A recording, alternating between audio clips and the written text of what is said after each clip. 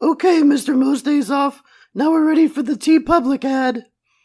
Head over to tpublic.com/bestdarndiddly right now to support our show. Get yourself some Best Darn Diddly merchandise and help grow our podcast.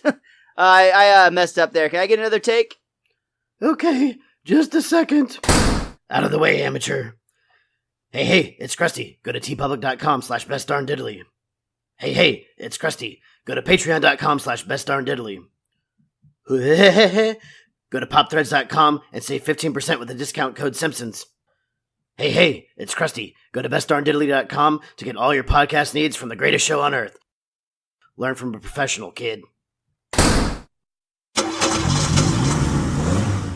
All right, Krusty. We're ready for your take. Krusty? Hello again, everyone. Welcome back to the Best Darn Diddly Review Show. This is a weekly podcast for anyone who loves The Simpsons or ever has loved The Simpsons, hosted by two dudes that grew up on The Simpsons.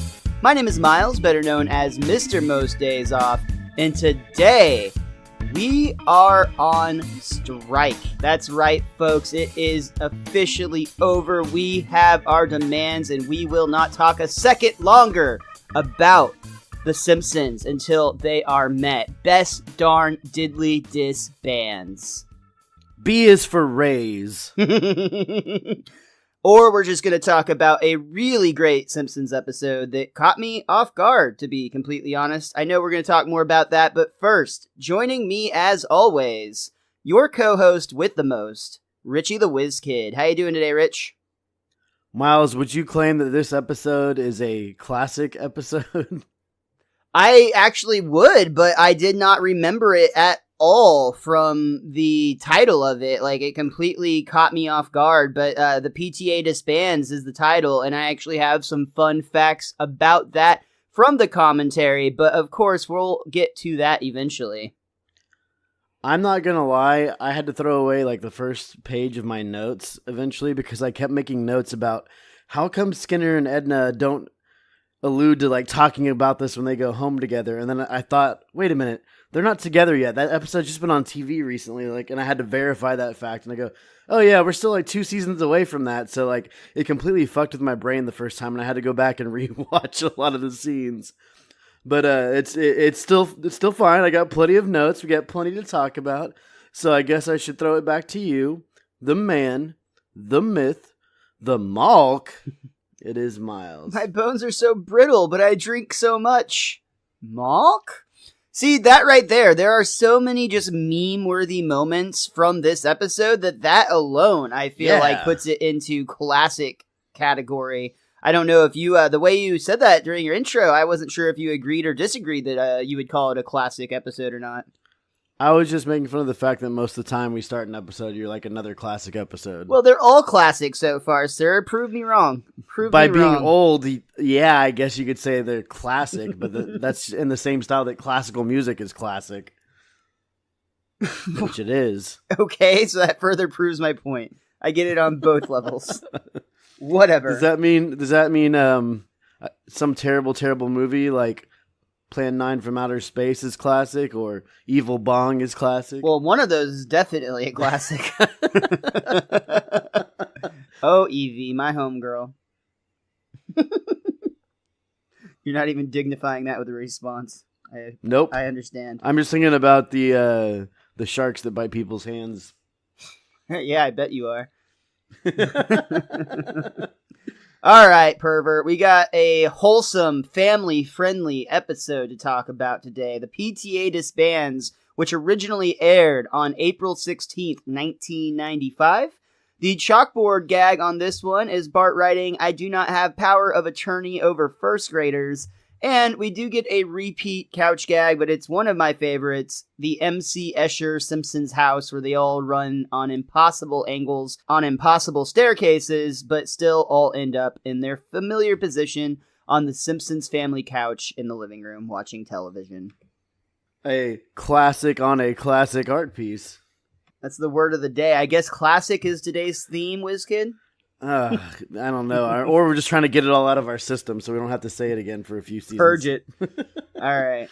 Well, we open up this episode with the Springfield Elementary School bus, and man, does it look like it has had some better days. There's a lot happening here. The bumper's loose, the muffler's dragging, sparking along the asphalt. There's literally holes in the floorboards of the bus, and it is probably the bumpiest looking ride I have ever seen. So much so that they actually talked about on the director's commentary, which featured Matt Groening, David Silverman, Swinton Scott, and of course David Merkin. And they discussed on the commentary that the animators were actually complaining a little bit that this was really, really frustrating to draw because of how shaky and violent the bus ride was. It was actually pretty difficult to animate. That makes sense because you're animating two planes moving at different speeds with different things on them, and they have to like kind of interact, but I can totally understand why that would be difficult. Wouldn't they assume that maybe a lot of these damages are from Otto, though? I mean, buses can only last so long, and you've got like 20, 30 like complete scoundrel children just running amok on it all the time. And is that the school's fault or the district's fault in 1995? I don't know. I don't know what the year would have to do with the change on that, but I hear your point. I definitely think there's some potential lawsuits pending here because as Bart and Milhouse are enjoying looking through one of the holes in the floorboard, watching the road go by, essentially, Milhouse recognizes that it's getting bigger and they should probably move. And as they lunge over the seat in front of them, their entire seat just falls through the floor and goes rolling down the roadside. They seemed adequately prepared for the situation, though, which makes me think they run drills like this, or it's happened numerous times before. I love Edna Krabappel and Seymour Skinner are the chaperones. Seymour, the children are playing in the hole again. Shouldn't you get that fixed? Edna, you know they just cut the school's budget. If I had the money, I'd fix the exhaust leak in the back. Actually, I think it's causing some of our low test scores. You see a crowded back seat area where the kids can barely breathe because they're just choking on smog. And they all look stupid except for Ralph, who looks completely fine. I think one of the kids was actually the, sorry, Homer, from the No Homers Club. So he's just never grown up since... I guess so, yeah. Or it's just the direct descendant of him.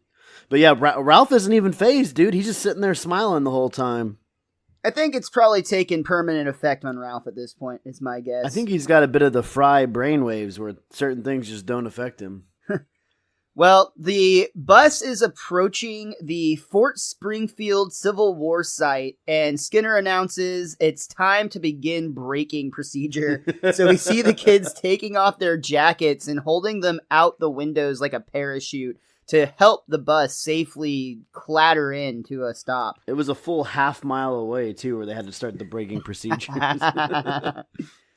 I really, really love this first bit that we get, and I'll go ahead and point out real quick that this episode was written by Jennifer Crittenden, which this is actually her second episode, so you've actually heard us talk about her in the past. The first episode she wrote was And Maggie Makes Three, so she came out with a very strong start, and this is another very fine follow-up. This whole first bit was a great joke written by her, and I just love every part of it because they have a canon that the guide at the Civil War site is explaining. This Civil War cannon had been fully restored and is in ready-to-fire condition. But it's a good thing we're not firing it because it happens to be aimed at the main support leg of that lookout tower. And of course, it's just absolutely set up for hilarity. Like, they've got this big comedic moment set up where this cannon is obviously going to go off and just blow up this fort, causing all sorts of problems for the people up top. By the way, your female tour guide voice is really deep. I honestly forgot it was a female. Oops. Whatever. She can have a sex change in the middle of this. Yeah, sure. People don't realize that these cannons are very sensitive, and the slightest jolt could set them off. Uh-oh. You see the school bus come barreling in hot with as many jackets as possible, doing its very best to slow down the bus, but it's no good. It comes crashing into the cannon. Of course, for safety reasons, we don't keep the cannon loaded. It's just common sense. Aw, Such a good I joke. wanted to see mayhem. What a disappointment. And Merkin just cackled on the commentary about like the letdown of this joke. Love that dude. The letdown of the joke is the joke. So, Well, Skinner knows that it's a long bus ride back, so he suggests to Otto, why don't you go get some more gas? Here's the credit card. And we see him hand him a hose. ooh, And a mint for afterwards. that totally makes it okay, Skinner.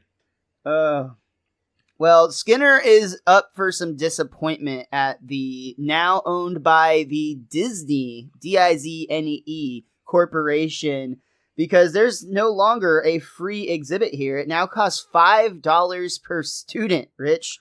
Yeah, but you gotta feel like that Skinner did this to himself, because you would think they would call every year before they go to make sure, hey, we're coming on this day. Nothing's changed, right? So I feel like maybe like Skinner's so down on the school's luck. He's like, we're just gonna go and what happens happens kind of thing almost. We'll figure it out when we get there. At least that's how I feel about it. Like you think he would check. Yeah, but it's clear he had no idea what's going on because he turns around and immediately says, but we don't have that kind of money. In fact, no school could afford the... And as he starts to say that sentence, the Shelbyville elementary school bus pulls up, and it is so luxurious. It is the absolute opposite of what Springfield just arrived in. They have luxury seats. Everyone looks preppy and comfortable, and they roll in, and the principal actually hands the lady more money than necessary and even says to her, here's the admission plus something for you. See, they get a little extra education, would you? Yes, sir, Principal Valiant. He thinks he's so hot ever since he swept the Princey Awards. Those things are rigged. The Princey Awards, that's wonderful. And the bus they came in rises like up and down. Like it lowers itself so the kids like basically walk straight off of it and they're on the ground without falling down or anything. It's on a hydraulic system. Yeah, and I hope these Shelbyvillians get what they're deserving sometime in the near future. I mean, I feel You mean extra education? I feel like the feud between the two towns is about to hit a boiling point, Miles. It could be coming in just a few short weeks. It can't last forever, this much heat and tension. But I want to talk a little bit more about the Disney Corporation. I don't know if you realize this, Richie, but the Diznee Corporation is actually making fun of real-life Walt Disney. What? And the Walt Disney World experience. Yeah, I know, mind blown, right? Well, the Disney-themed Civil War education park is actually based on a real-life plan that Disney Parks had in the 90s. In 1993, Disney was planning Disney's America, which was going to be a history-themed theme park in Virginia, but there was so much backlash from the townspeople and just people in general who thought that Disney was essentially exploiting American history for profit that it was pretty quickly shut down. Disney still definitely had their mind sunk into this project because in 1997 in California, Knott's Berry Farms theme park were going to sell their main park out there. And they actually had it on the market, but refused to sell to Disney because they had found out that Disney was essentially trying to do the same thing. They were going to make a history-themed theme park, and Knott's Berry Farms owners were not comfortable with what they thought the Disney Corporation was going to do with their land, essentially. That's kind of cool that like a group of people decided to stand up and not just do something for the money and to actually stand by something, even though I'm sure there's a lot of other dark stuff that goes in the middle somewhere, but from the outside and from the generalization of it, it seems like someone took a stand against Disney, which is always fun. And I'm sorry for laughing earlier when you said Disney's America. I thought of like the Childish Gambino song, Disney's America. Look what they're cooking up. Don't catch me, Mickey, though. But for some reason, that just got stuck in my head right there. It's random, but that's cool. I will say that Disney always comes out on top because I believe it was in 2001, they ended up opening Disney's California Adventure, which recycled a lot of the ideas that were originally meant for the 93 and 97 park. So it was basically a drawn-out blueprint that came through and came together. Eventually, yeah. I think they did end up dropping a lot of the historical aspects. I'll be honest, I've not actually been to Disney California Adventure, so I don't know how much of that is built on any sort of real history. And I know that park's gone through some changes as well with the adding of the Pixar portion of the park. So I don't know, but I do know that according to what I read, that a lot of the ideas ended up at Disney California Adventure. I won't lie, it would be kind of cool to go through a Pixar-themed area just to see what kind of stuff they have. Yeah, I'd be down with that. I would also actually legit be down to go to a historical site like this where you could watch a reenactment of the Civil War.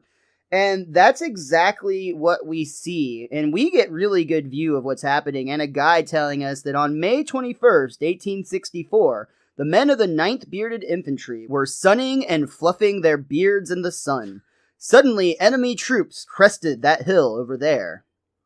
Fort Springfield, we surrender unconditionally. We're sick. We need leeches and hacksaws to saw off our gangrenous limbs.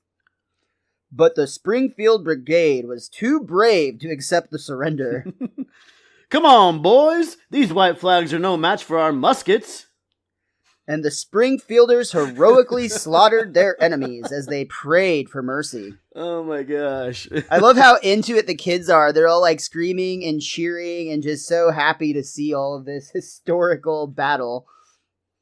But we quickly realize that it's only the Shelbyville kids that are actually up close seeing the action.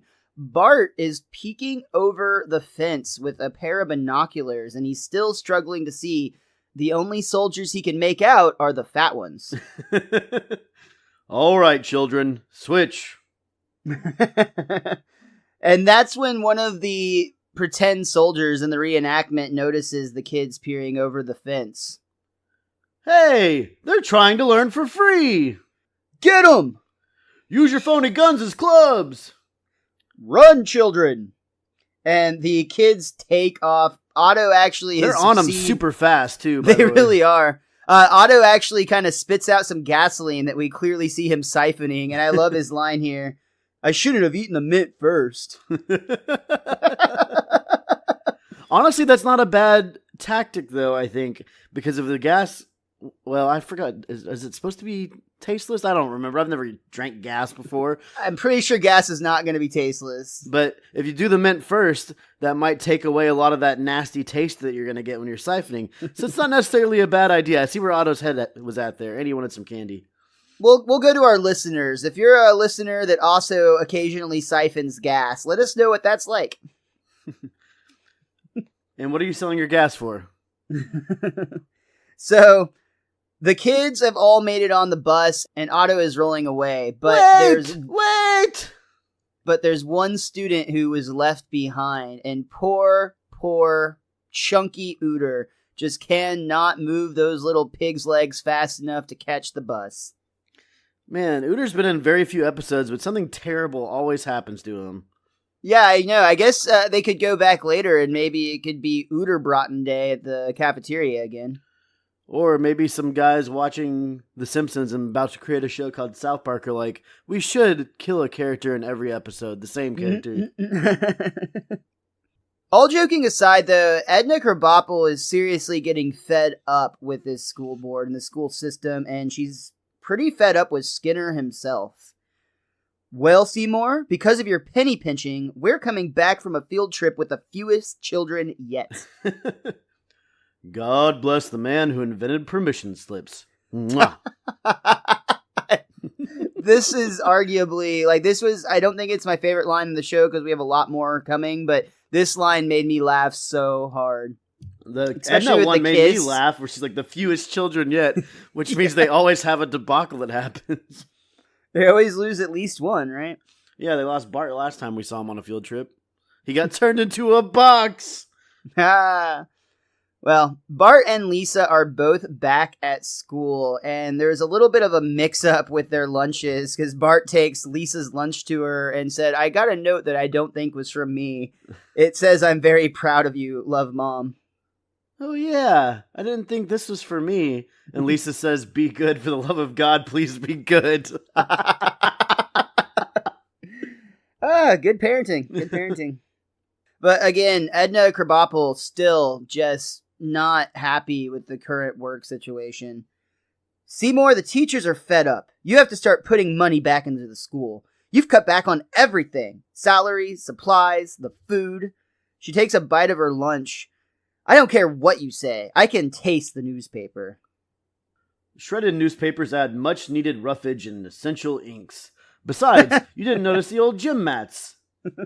We see lunch lady Doris struggling to push an entire gym mat into a meat grinder.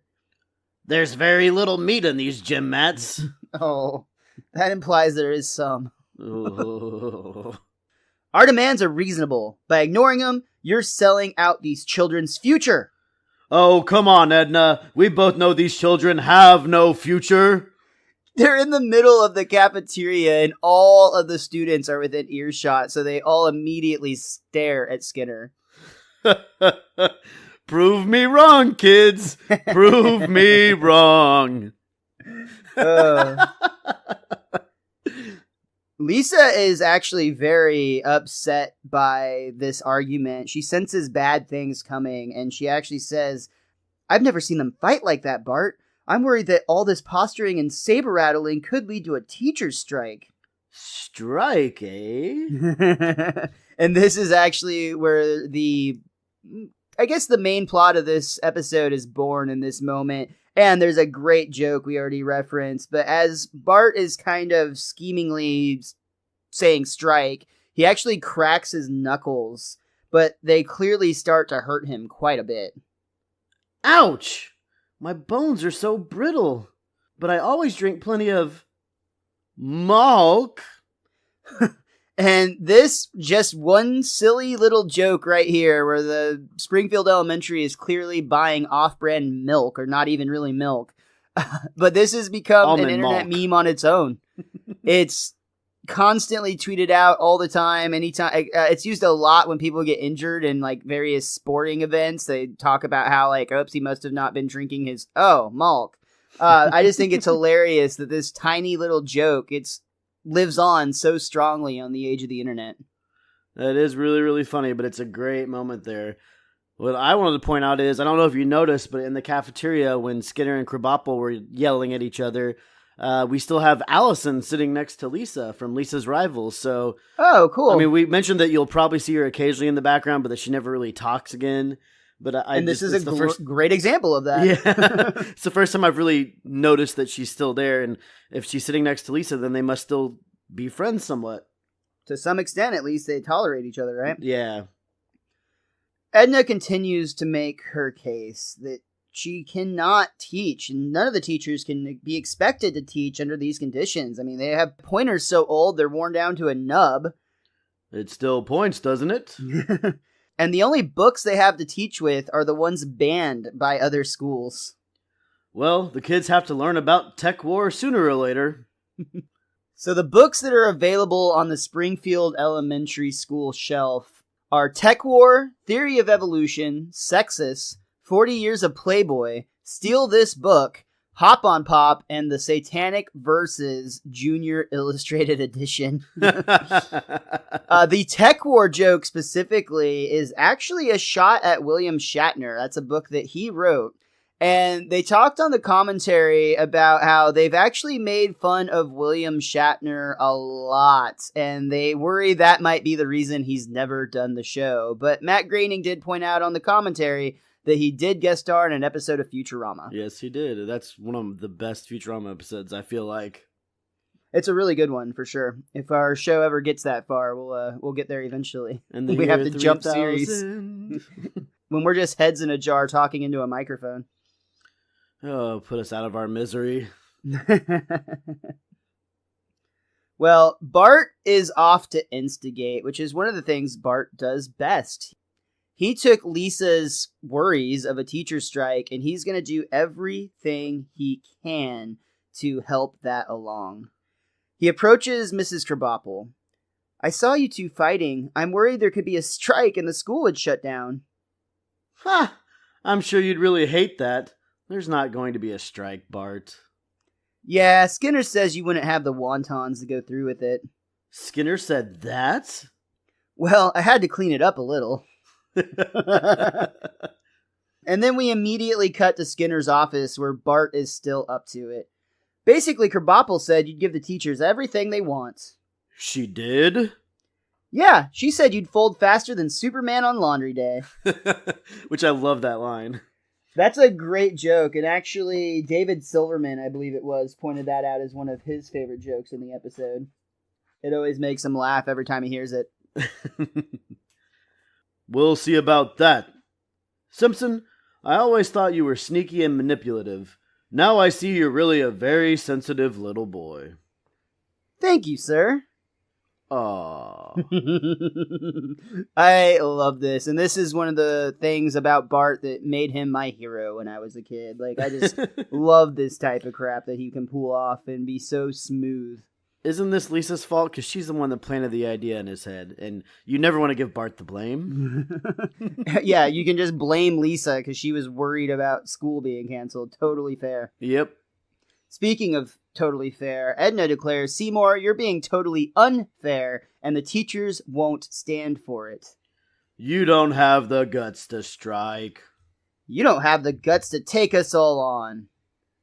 Bart gets one more little spot in here when he actually makes chicken noises from behind the corner as both of them were walking away from each other, obviously making them both think the other was calling the other a chicken, and that is all there was to it. That's it. Steve Reich! We get an announcement over the PA system where you can clearly tell there's some sort of a struggle happening in the background.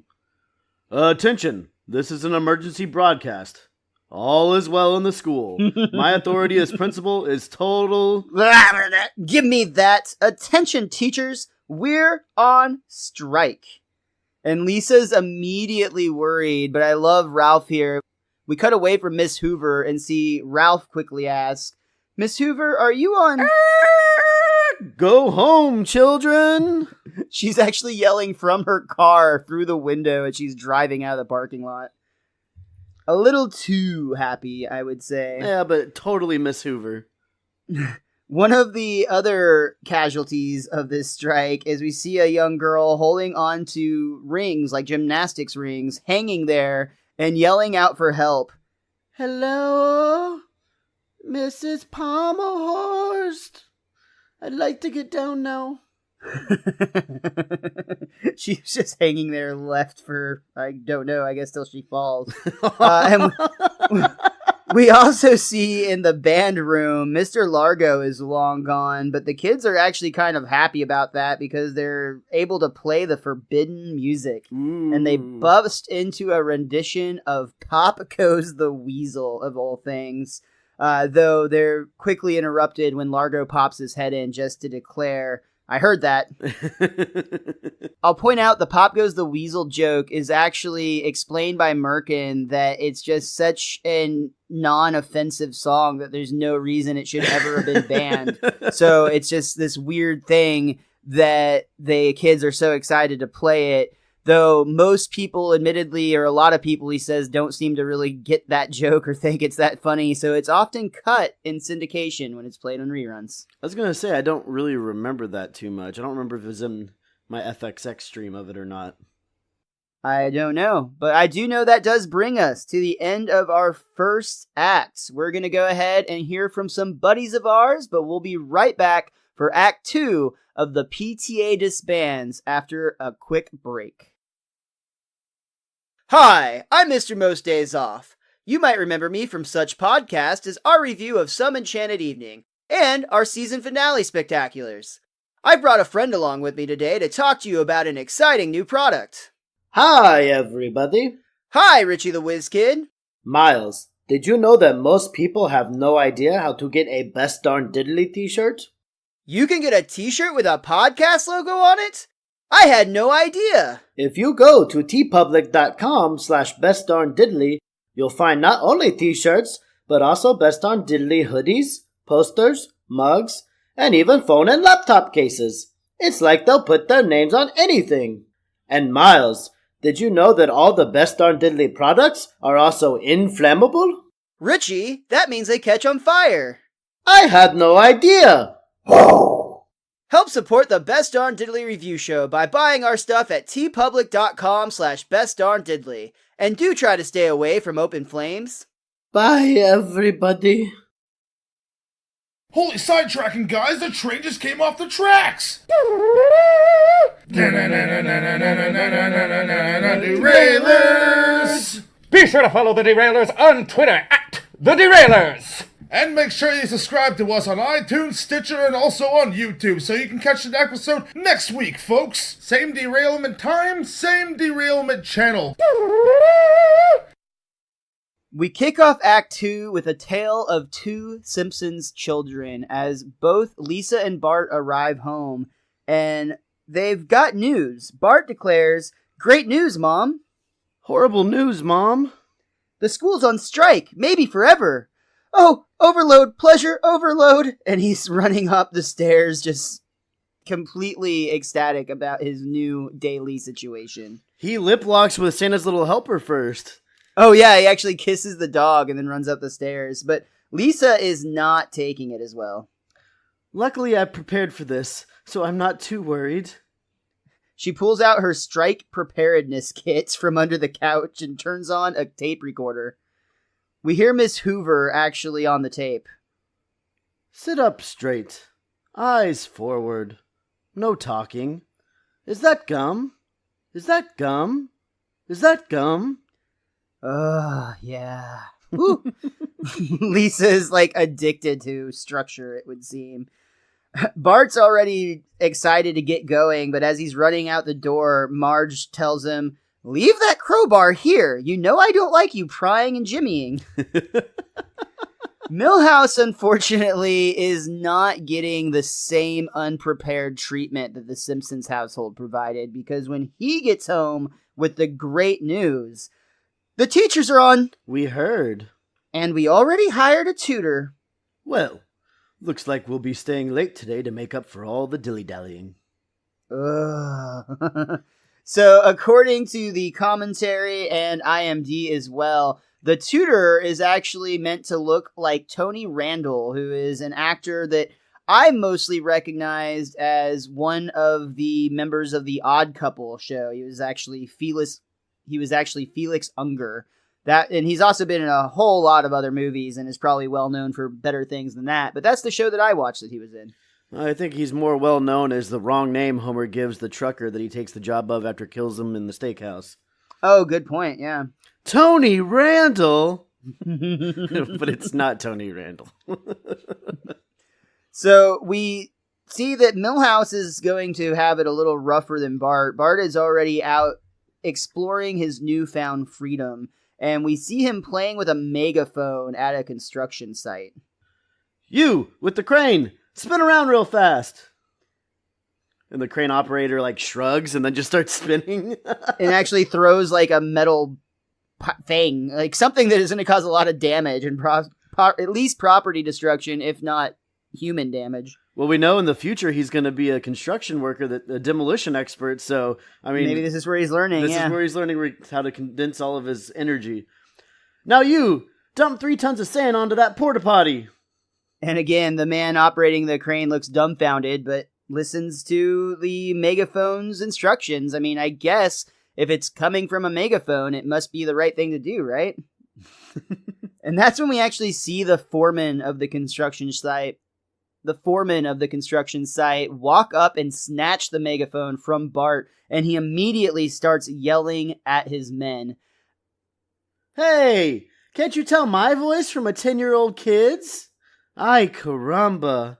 And of course, the joke here is that it's Nancy Cartwright doing the exact same voice for both Bart Simpson and this construction foreman. So, of course, the men are going to be confused, but such a funny little bit. And do whatever they say. Mm-hmm. We start to see that the school being closed isn't necessarily a perfect situation, because now the arcade has become overcrowded. There's a velvet rope outside, and you actually go through a shakedown to get entry. If you don't jingle, you don't get in. Which, that's great for the arcade business. Right? Yeah, maybe it wouldn't have died off if all schools had been closed down in the 90s. I also love this next bit too with Bart once again. We see Bart is actually playing chess at the city park, and there's starting to be a crowd gathering. Hey, that little boy is playing 3 games at once. And we pan to all 3 games and get in very quick succession. Checkmate. Checkmate. Checkmate. So Bart is playing 3 games, but he's not doing very well. He's not Bobby Fischer. No. No. But I love the seriousness of that moment because Bart looks like he's thinking real hard, and you're like, oh, wow, this is what Bart's doing with his spare time? Okay, I like this. Oh, wait, no, he failed miserably. It, to some extent, reminds me of the episode Bart Gets an F, where he studied really, really hard and had that moment where it looked like everything was going to go well, and he still failed. See, I take this more as he didn't think it through at all and didn't even really try. He was just pushing pieces around. Yeah, I feel like he just... I'm surprised he made legal moves. Another negative effect of the school going on strike isn't affecting the children, but actually the parents, and Homer is pissed. Lousy teachers trying to palm off our kids on us? But Dad, by striking, they're trying to effect a change in management so that they can be happier and more productive. Lisa, if you don't like your job, you don't strike. You just go in every day and do it really half-assed. That's the American way. And that's got to be the quote of the episode. That's definitely the most popular quote that gets used most frequently in memes and things of that nature. But yeah, this speaks so true to the overall meaning of The Simpsons and the overall message behind it a lot of times. There is no try, only half-assery. Well, and it even ties into the concept of, the first step towards failure is trying, because he's essentially saying just don't try and then, it'll be fine. Or if you're stuck in a spot where you have to try, just don't really try hard. Yeah, just pretend to try or, fake it. Pretending to try takes too much trying. Lisa is trying very hard to keep some structure in her life. She's got textbooks with state-approved syllabi and standardized testing, but she can only go so far. Honey, maybe you should relax a little. Relax? I can't relax, nor can I yield, relent, or, only 2 synonyms. Oh my god, I'm losing my purposacity. Well, it's always in the last place you look. And I don't even know if I said that word right, let alone what it means, but that's absolutely hilarious. We cut back to the elementary school where we see that there is structure there, but it's in the form of a picket line. We have signs such as 2 + 2 = a raise is due. A is for apple, B is for raise, and my favorite, gimme, gimme, gimme. I like the A is for apple, B is for raise, just because it's like, we're not going to teach you for free. Yeah, that's a good point. That's true.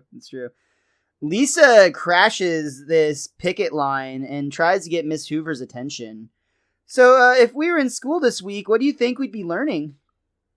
And Hoover totally gives her the no. Like, what a terrible teacher. She just shoves her off. Yeah, it's awful. It's awful. Miss Hoover's always bothered me, just because, like, it's... Krabappel acts like she doesn't care, but has a lot of moments where she actually does and puts effort in. But Miss Hoover's just always like, when's 5 o'clock? I need a drink. And a smoke. Yeah. I think that they both kind of have that attitude, but I do think that we've just seen more times when you can see that Miss Krabappel really does want to connect with the kids. It's just they're working in bad conditions, and underfunded, kids that don't care. It's like every year the same kids come back to her classroom and she never gets new kids. Then none of her kids ever pass, so she's a terrible teacher. Both of them are, really. Yeah. Good point. The strike is starting to lose a little bit of steam. You can tell that the teachers are getting just a bit disgruntled, but Edna jumps on the microphone and has some good news. There's another union that's going to join the sympathy strike, and she proudly announces the Piano Tuners Local 412. And we pan over and see one single guy in a van who has joined the teacher's strike. He didn't want to go pianoing that day. And Bart sees yet another opportunity to interfere and keep this fire burning. Now for Operation Strike Make Go Longer. You know, I heard Skinner said the teachers will crack any minute. And then you see a good old-fashioned game of telephone where the teachers are whispering what Bart just said to each other, and it makes its way all the way to Edna. Skinner said the teachers will crack any minute, Purple Monkey Dishwasher? Well, we'll show him, especially for that Purple Monkey Dishwasher remark. And everyone is super, super upset about this. And Purple Monkey Dishwasher is something that you may have heard us talk about on this show in the past, but I did some more research about this very common phrase. And it's actually a misconception, a very popular misconception, that this phrase was invented on The Simpsons, but it wasn't actually invented on The Simpsons. But it actually existed a long time before that, and it's always been a phrase that was basically a response used to basically say that's just hearsay, or, you're just repeating what other people have said. You don't actually have any proof. So, a good example. Dishwasher. Exactly. Like an example of this might be like, oh, I heard in the hallway that you and so broke up. And somebody might just respond to that like Purple Monkey Dishwasher. In other words, like, you don't have any information. You're just repeating, random bullshit. Very true. It was definitely popularized in this episode. This is where it really became a much more common phrase, and that's why it's so commonly considered to be the origin, even though it's not. I saw a few other websites that said that the phrase is intended to portray the distortion of facts when passed from person to person, which is a little more dictionary definition style version of it, which means that they literally used it in that moment for the exact purpose that it says it's supposed to be used.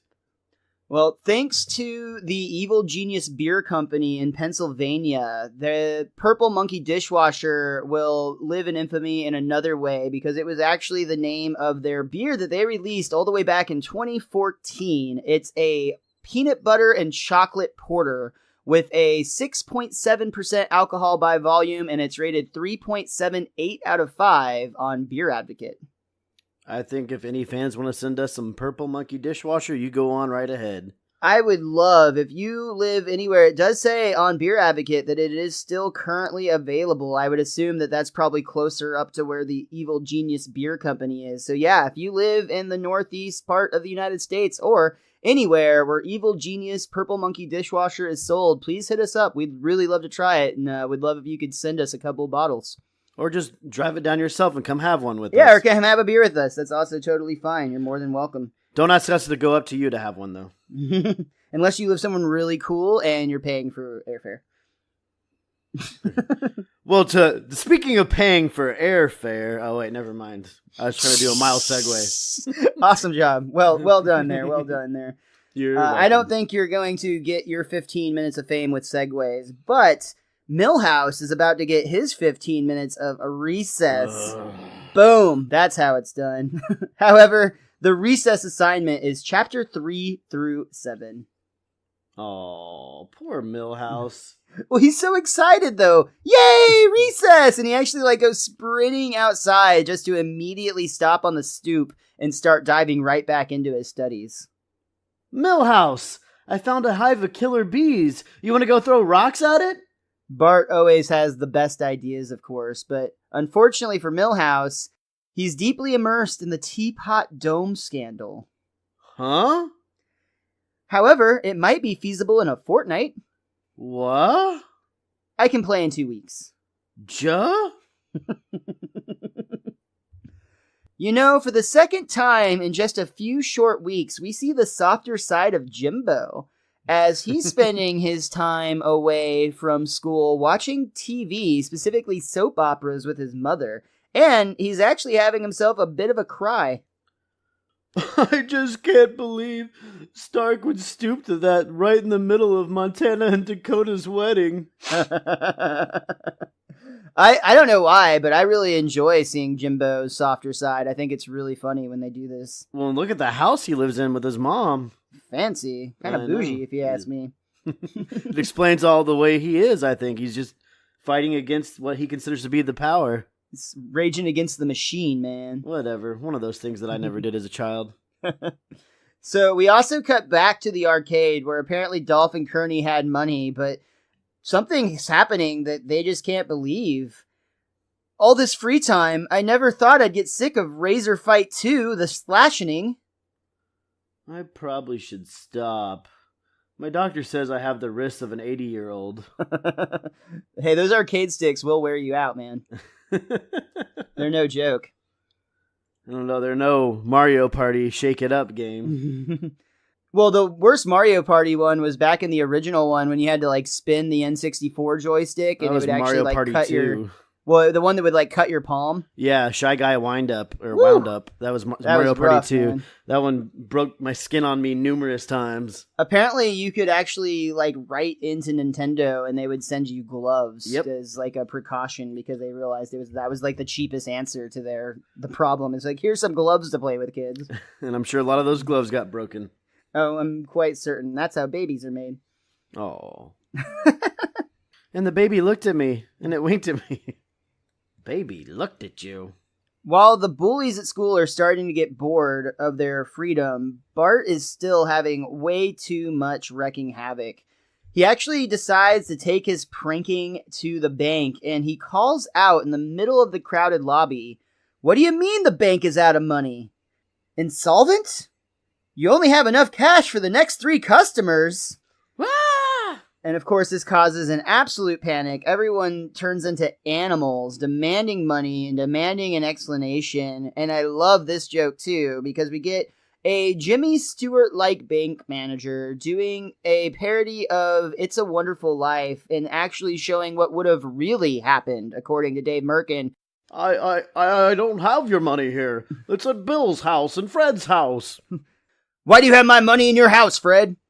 It's like Mo that does that and Mo starts the fight, I believe. Yeah, but it turns into complete chaos very quickly. And I honestly have to agree with Merkin. People are animals, and they definitely would not take kindly to not being able to get their money at the holidays if that happened in real life.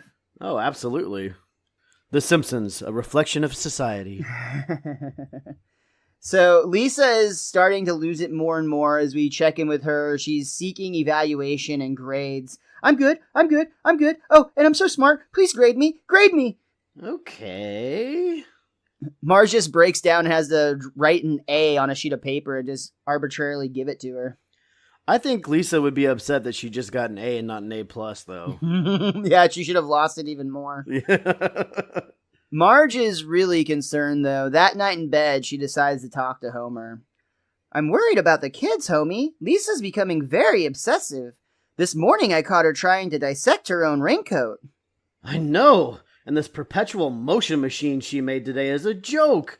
It just keeps going faster and faster. And Bart isn't doing well either. He needs boundaries and structure. There's something about flying a kite at night that's just so unwholesome. And we get this really creepy scene from Bart where Bart's flying a kite at night and they zoom in on his face and he gets real creepy. Hello, mother dear. Marge slams the curtain shut, very much like she's afraid of what she's seeing. "That's it. We have to get them back to school." I'm with you, Marge. Lisa, get in here. In this house, we obey the laws of thermodynamics. I love Homer's such a buffoon, but suddenly he has a respect for thermodynamics. Well, you know, Miles, you and I both have PhDs in science and are super, super smarty pants. So I guess we should... SMRT. PNTS. But if we could touch on the perpetual motion machine momentarily there. Oh, yes, please do explain this simple concept, just in case anyone out there doesn't realize what it might be. Well, perpetual motion machine, in theory, I think it is impossible. Well, it's proven to be impossible to actually make, but hypothetically, it's a machine that doesn't require energy for it to keep going, and that's why hypothetically it's impossible to make. Because if there's no energy, how can it go faster? Would it like exist in a vacuum? Is that how it would work? Like I don't like that. Yeah, I guess I'm not as smart as I was claiming to be a moment ago. PH what? Well, Things are really boiling over with this strike, and they need to try to find some peace, something to agree upon. So they call in Ned Flanders to kind of be the moderator. Well, all right. I'd like to call this meeting of the PTA to order. Let's see if we can't put an end to this strike fuss, huh? Mrs. Crabapple, why don't you begin? I love as Edna approaches the podium, Skinner boos. Boo! Oh, boo yourself. Our demands are simple. A small cost of living increase and some better equipment and supplies for your children. Yeah, give it to them, etc. Yeah, in a dream world, we have a very tight budget. To do what she's asking, you'd have to raise taxes. Raise taxes? They're too high as they are. Taxes are bad, etc. It's your children's future. That's right. Children are important, etc. It'll cost you. No to taxes. My God, they're going to raise taxes, etc. Come on. She makes a good case, good point, etc. And then we just see Skinner doing a motion with his fingers, basically implying that it's money. More taxes? The finger thing means the taxes, etc. Well, I guess in this case we're all gonna have to agree to disagree. I don't agree to that. Neither do I. Which, you gotta say, did the Family Guy steal their come on joke from the first season right here? There's one time where Peter's in front of the Senate or the House and he's like, I just have 2 words for you. Come on. Yeah, it's pretty close. It's pretty close. But I will say, on the commentary, they point out that basically all of those audience responses were actually ad-libbed by Dan Castellaneta, and they got a huge laugh, especially at the finger thing means the taxes. I thought that was great. But Ned is really doing his best to try to help out this situation. This is a dilly of a pickle. Oh my God, the PTA has disbanded! And he actually jumps out of a window, but Ned immediately announces, No, the PTA has not disbanded. Whoop! And he actually goes in reverse motion and slams right back into his seat. I love this whole bit. Yeah. And I loved it even more after watching the director's commentary, because this is the joke I was talking about at the top of the show. Joke specifically by Dave Merkin to kind of poke fun at Jennifer Crittenden. Because as the writer of this episode, Jennifer was just really, really into this concept that the teachers were going to go on strike. And she just thought it was really exciting that the PTA would disband. So kind of as a rib to some extent, that's what they made the title of this episode. And Merkin put this over-exaggerated response into the episode as a gig, essentially, or a gag, I should say. I'll also point out that the PTA does not actually ever officially disband in the episode. The PTA disbands. I never thought about the title until I was watching it for this episode, and I thought, that's kind of strange. Yeah, I think that might be one of the reasons that I didn't actually remember the episode, because I was like, I don't remember the PTA disbanding. I do remember the teachers going on strike, and I guess I should have put those two together, but I think it kind of throws you for a loop just a little bit. But yeah. Again, Ned assures them the PTA has not disbanded. They, in fact, have a plan just for this situation. An emergency plan that consists of replacing all teachers with super intelligent cyborgs. Or, if cyborgs aren't invented yet, use people from the neighborhood. Oh, have cyborgs been invented yet? I really wanted cyborgs to be invented. But I'm glad they weren't, because this sequence with the townspeople teaching the students of Springfield Elementary School gives us yet another of the greatest Simpsons memes of all time. This is a meme-heavy episode by far, and we get one of Richie's and my favorite characters, one of our side characters, I guess I'd say. Jasper has taken over a class, Lisa's class specifically. Talking out of turn. That's a paddling. Looking out the window. That's a paddling. Staring at my sandals. That's a paddling. Paddling the school canoe. Oh, you better believe. You better believe that's a paddling. I I love that so much. And I'll also point out that on the commentary, Matt Groening says that this scene is one of his favorite scenes in the entire series. He just lost it at the, oh, you better believe that's a pattern.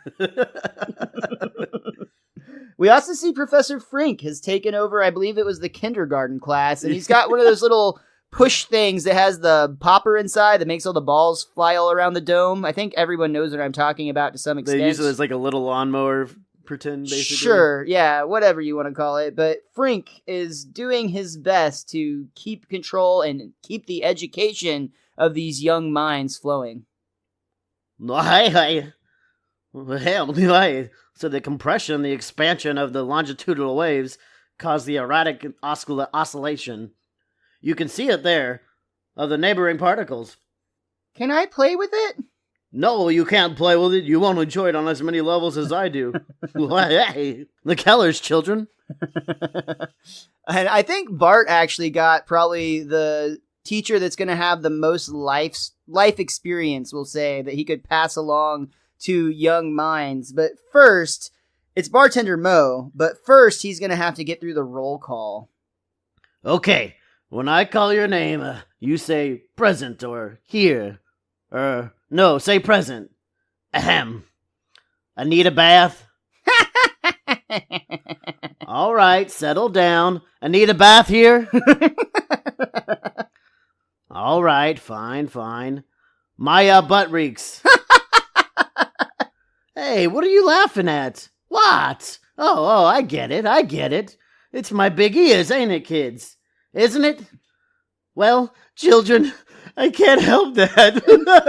Poor Mo actually breaks down and runs out crying. Bart is actually proud in this moment, and he crosses Mo's name off of a list of substitute teachers that he's apparently already gone through. Wow, Bart, I'm impressed the way you knocked off all those substitutes. In my weaker moments, I almost pity them. Then I just remind myself they're trying to teach. Which, did you see the list of people he had knocked off? I did see the list of people that he had knocked off. It's quite the list. He should be proud.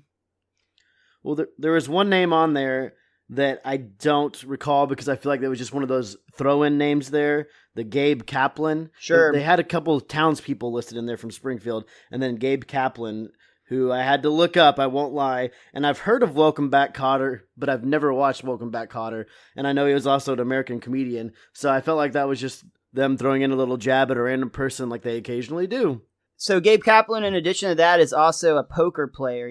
He was a comedian first that got into playing poker, and he actually made a really funny mockumentary called The Grand that I'm a big fan of. It parodies like watching like the World Series of Poker and follows some pretty fun characters. It's actually got quite a few decent names in there. Ray Romano is one of the characters. A couple of others that you would definitely recognize. But the other substitute teachers that he ran off was Chief Wiggum, Barney, Lionel Hutz. That's got to be a fun one. Gabe Kaplan, you already mentioned. And then, of course, Mo. But it's the next teacher that Skinner's about to introduce. And actually, Skinner introduces Leopold, who is very angry and menacing, I would say. All right, you listen up, you little freaks. The fun stops here. You're going to shut your stinking traps and behave, damn it! This is one substitute you're not gonna screw with. Marge Simpson. He gets so pleasant when he introduces her. Hi, class. Hi, Bart. Over here, sweetie. It's me, Mom.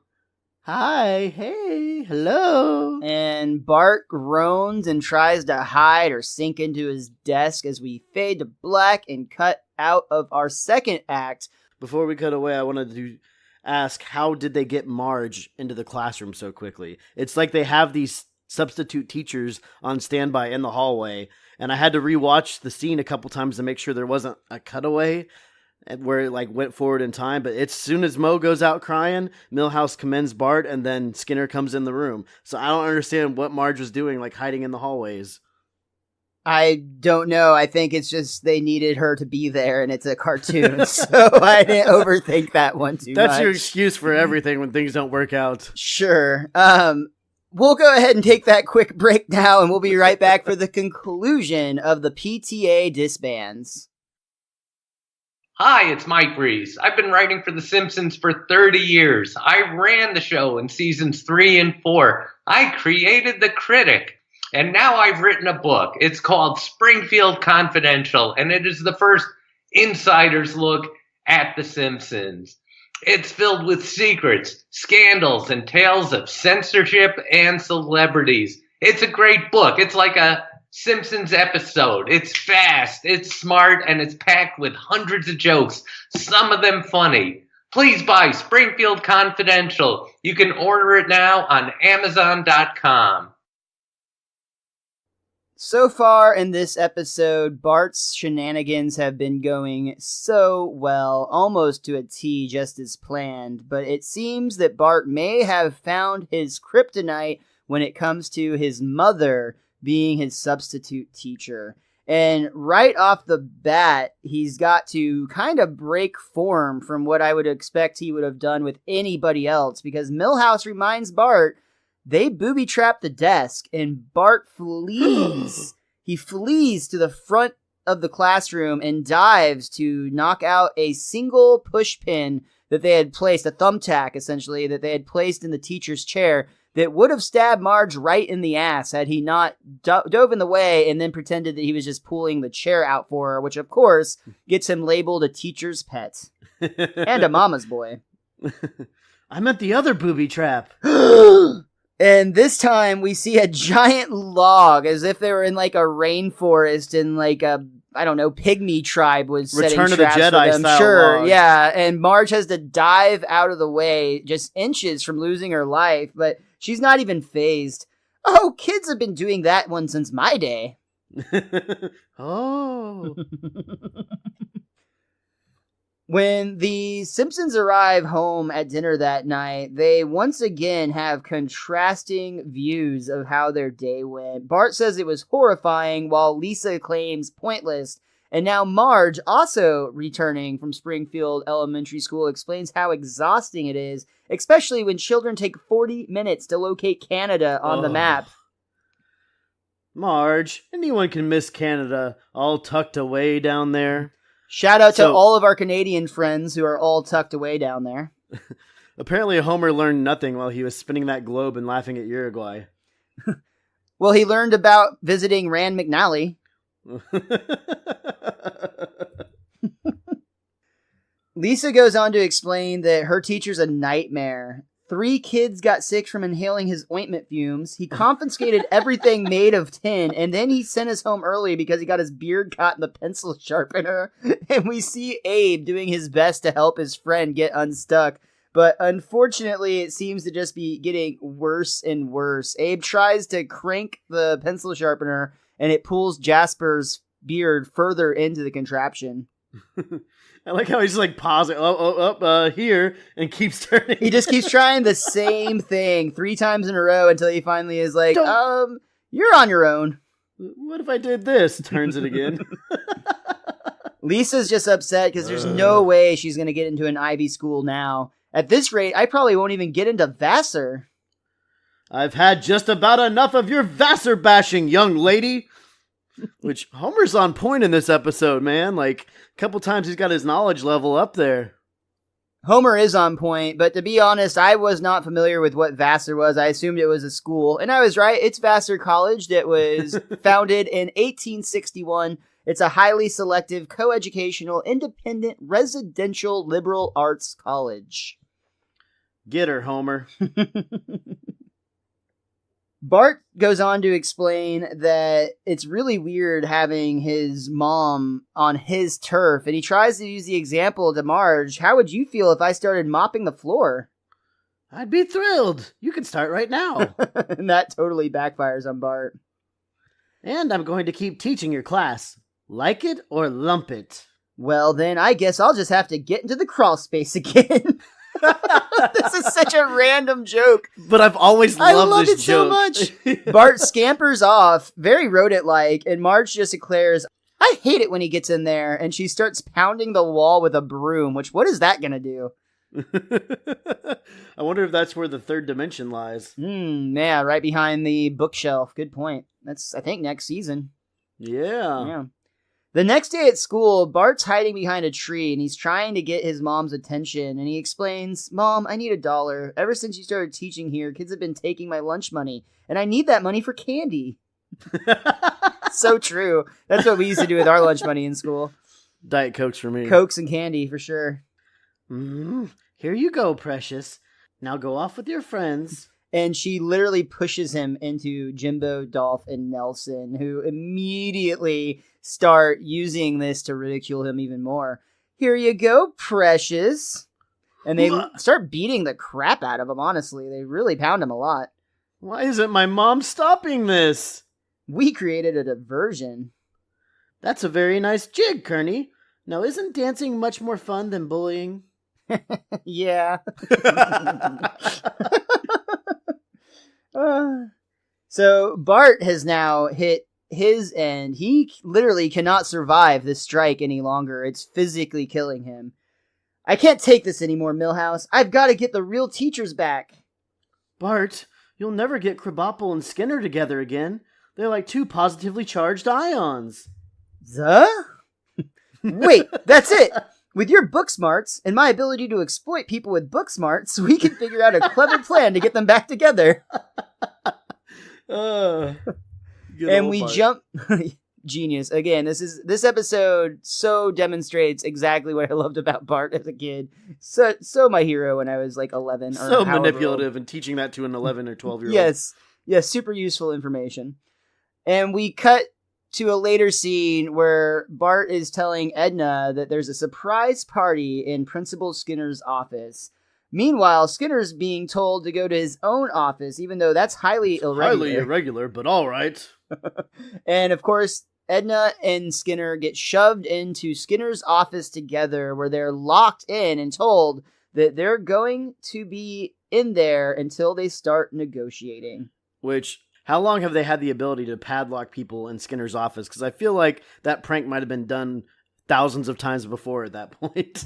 It would have gone on for a while, it would seem. I love the time lapse they do here, because it would, in any other sitcom, they might fight for a little while and then give up and start talking. But in this case, we actually see it do the thing where the clock is just circling hour after hour, and Edna and Skinner are relentless. They never stop pounding on the door, screaming to be let out. Finally, I think after literally like 6+ hours, they eventually break. Technically 7, I believe, but yeah. Yeah. Well, Seymour, I guess we could start talking. What's the point? There's no more money unless you've got some magic new source of revenue. Well, we've got to think up something. They've got us locked in here like prisoners. Prisoners in our own school. Hey. And this is yet another lightning fast reset, which I absolutely love it when they do this. We jump back to Springfield Elementary School in Edna Krabappel's classroom, where all of the students are in their seats. Edna's at the front of the class, as she should be. Only now there are 2 prison cells made out of the old cloakroom sitting in the back of the classroom. This is a great way to make extra money, renting out our cloakrooms to our overcrowded prison system. And one of the prisoners is actually Snake or Jailbird. Yo, I used to sit right over there. Even worse, the other prisoner is actually reaching out of the bars and he gets Martin by the shirt. Everyone else quickly moves away. That's why you sit at the front of the class, Martin. It's all right, children. Just ignore the murderer. And as a bonus, some of our more troublesome students might be scared straight. And we have Bart, who's right next to Snake. Psst, kid, help me break out of here. I'll totally make it worth your while. I'm listening. And Bart going right back into ski mode is how we end the episode. That brings us to the end of the PTA Disbands. Richie, is there anything else that you or that book of yours wanted to talk about before we get on out of here? I wanted to talk about how Snake seems to not remember Bart when Bart was literally firing a gun at him back in Separate Vocations in season 3. Bart might be in trouble. Snake might just be playing him so he can get some revenge on him, and I hope that's not the case. I hope we see Bart in a future episode, but I'm scared for him right now. At least one of the additional 500 or however many more there are. It's my guidebook pointed out all the names in the arcades, but we've listed those before in the past, and most of them were the same. There wasn't really anything that we haven't covered that I thought was very interesting. But other than that, like you said, man, this episode plays better than I remember it. I did not remember all the meme moments. This episode won't be in my top 5, but it's still like a very, very solid episode. And I also don't have anything else to add. I think we covered a lot during this episode and got a lot of fun points in, but I just wrote down on the bottom of my notes, surprise hits. And I think this one will be a contender. You know how I roll. I'm going to stress like a motherfucker over especially this season. This is going to be a tough season. It's going to be so hard. I will give you that. But I did not expect this episode to be anywhere near my contenders list, but this one will be considered when it gets to be crunch time on that top 5 list in just a few short weeks. I cannot believe how quickly we are wrapping up season 6. Of course, as always, we want to thank you so much for tuning in to the Best Darn Diddly Review Show. It means so much when you hit that download button and join us in this journey through The Simpsons Golden Age and beyond. Make sure you follow Richie. He's on Twitter and Instagram at theWizKid23. You can also follow our show at Best Darn Diddly. That's DIDDLY. That also works on Instagram, Facebook, and you can check out our website, bestdarndiddly.com. Don't forget about the YouTube channel either. We really need your love over there on the YouTube channel. If you could subscribe, that would really help us out. And we will be getting some more Behind the Diddlies. Well, by this point, we'll already have something up there, I'm sure. I hope so. I forget about the lag in between time all the time. And don't forget to follow Miles as well on all functions of social media at MrMostDaysOff. Pretty much everywhere, exactly. Again, thank you guys so much for tuning in to this week's Best Darn Diddly Review Show. The WizKid and I look forward to being back with you again next week with the continuation of the streak as our guest, Dr. Andrew Briseno, is coming back to discuss Round Springfield. And remember, listeners, on this podcast, we obey the laws of thermodynamics. Until next time, be cromulent to each other.